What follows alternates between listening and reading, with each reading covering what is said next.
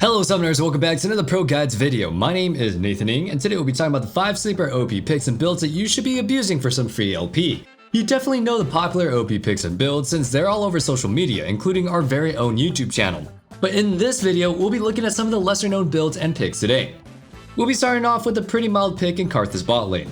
This isn't the craziest or even the most off-meta pick on this list. In fact, most people have probably already heard of it. It was an even super meta pick sometime last season, but we're here to talk about the now. Despite Karthus bot consistently being one of the highest performing laners in the game, he remains criminally underpicked. Globally across all ranks, he only shows up in about 0.2% of games. It's crazy that his popularity is so low when he's not only OP but super easy to play, so literally anybody can pick him up. Okay, maybe not that easy, but easy enough, right? I mean, if I could play him, anybody can. Honestly, you'd think he'd be a lot more popular amongst bot lane mains. He solves a lot of problems that they face. For one, in the laning phase, he's a huge lane neutralizer. With most ADCs, laning phase consists of dancing around the wave while you wait till last hit, going for trades and hoping to avoid an engage or heavy poke from your opponents. You can only hope that your support is competent and knows how to react to different situations, rather than just sitting behind you and throwing out the occasional shield or heal. But with Karthus, you just run to the lane yourself. Even in the early levels, he has the wave clear to shove in your opponents, effectively removing the 2v2 dance from lane. The only counterplay that your opponents have is going in on you, but even if they do kill you, your passive allows you to trade back a kill or two. That same passive also solves our other headache ADCs usually have to deal with, team fights. ADCs can pump out a huge amount of damage in 5v5s, but they're also prone to dying to any diver that reaches them in a team fight. But with Karthus, you don't have to worry about trying to survive. You're literally to die for, and you get stronger when you're dead. In fact, since you run last stand, you actually want to die, so you can go ahead and dish out even more damage with your ultimate. Now let's look at the full build that you'll want for Karthus bot lane. For your runes, run Dark Harvest, Taste of Blood, Eyeball Collection, Ultimate Hunter, Presence of Mind, and Last Stand, with the stat runes being Double Adaptive Force and Armor. For your items, start with the Doran's Ring, and then build into Leandri's Anguish and Sorcerer's Shoes. After that, pick up a Zanya's Hourglass and Rabadon's Death Cap. Your last two items will be Void Staff and Shadow Flame, with the order depending on how much magic resistance the enemy team has. Part of what makes sleeper OP picks so successful is the fact that nobody plays them. Objectively speaking, they may not be better than or even as good as the most popular picks, but when your opponent doesn't really know how to play against them, you get that extra edge in the fight. But that alone isn't enough to win all of your solo queue games. You also need to have the skills to get those early leads and know how to use those leads to win your games. And that's exactly what we try to teach you over at ProGuides.com.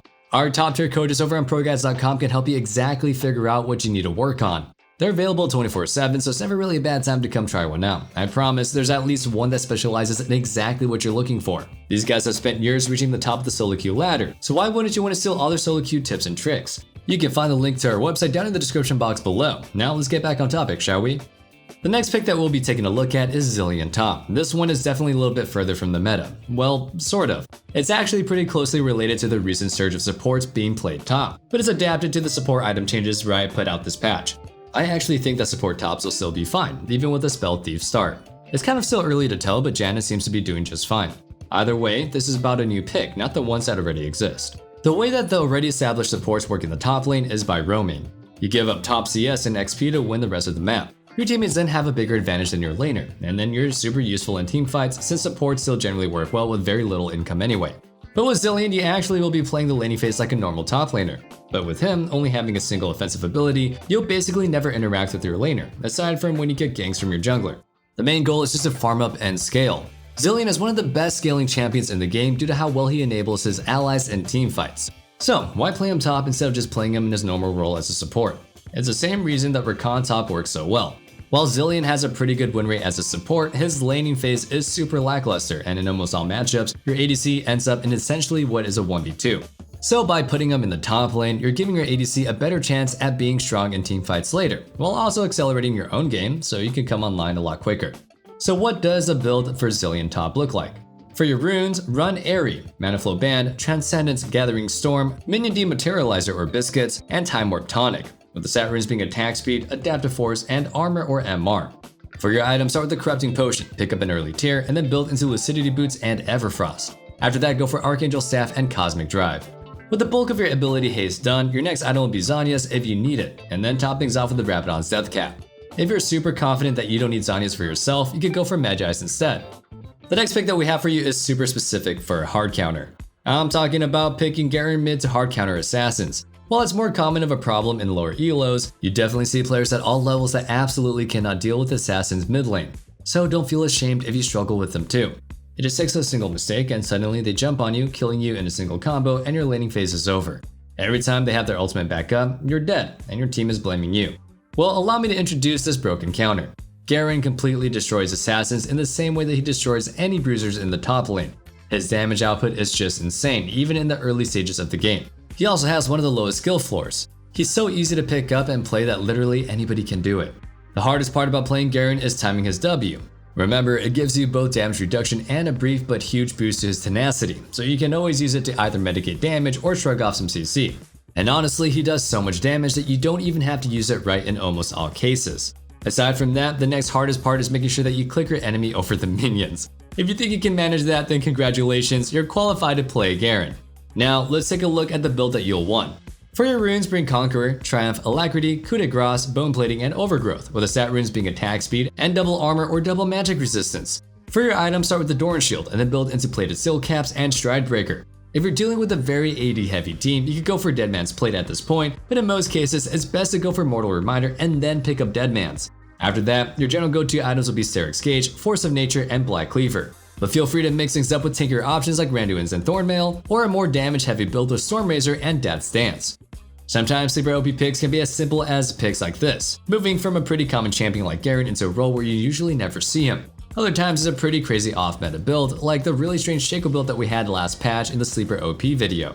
Either way, there are tons of crazy builds out there, and while we search everywhere that we can for them, we can't find them all on our own. And that brings us to today's question of the day. What are some crazy sleeper OP picks and builds that you've seen that actually worked? Let us know your answers in the comments down below. Now let's get back on track.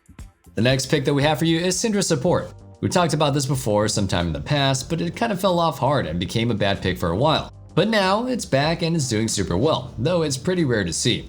Usually burst mages played as support are feast or famine, with most games heavily leaning towards famine. The reason for that is, outside of their huge bursts of damage, they usually don't provide much to the team. So they're either fed enough to one-shot somebody, or they're just taking up a support slot that would be better filled by an actual support.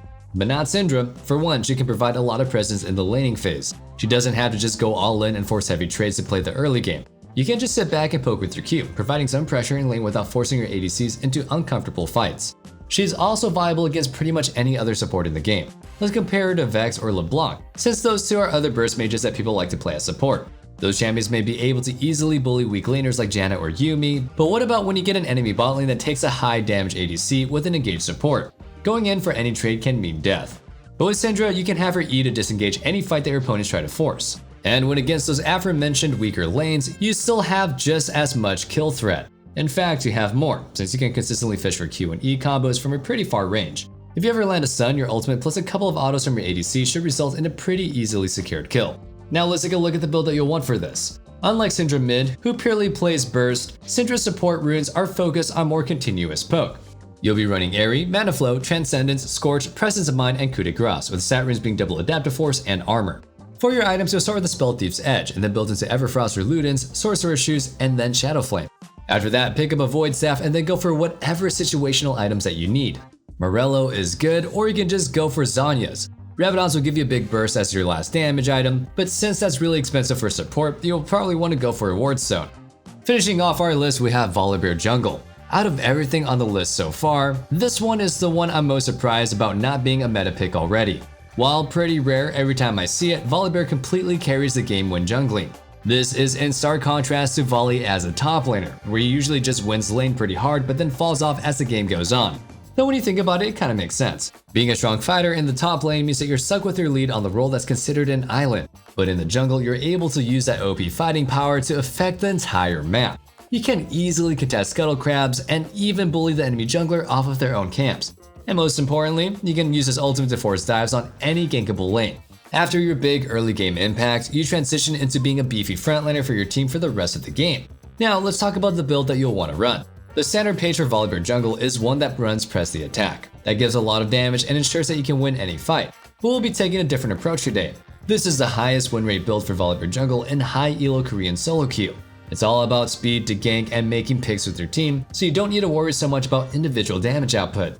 For your runes, run Predator, Cheap Shot, Eyewall Collection, Ingenious Hunter, Celerity, and Water Walking, with the stat runes being Attack Speed, Adaptive Force, and Armor.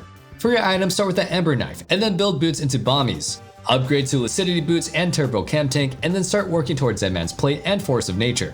Your last 2 items should be tanky options based on your game's needs. Some good options are Spirit Visage, Randuin's, Thornmail, and Gargoyle Stoneplate. And that wraps things up for our sleeper builds that you're missing out on for patch 12.4.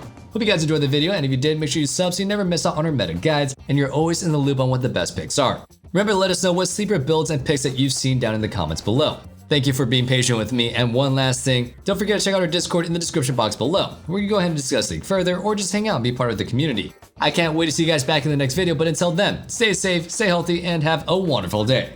Peace.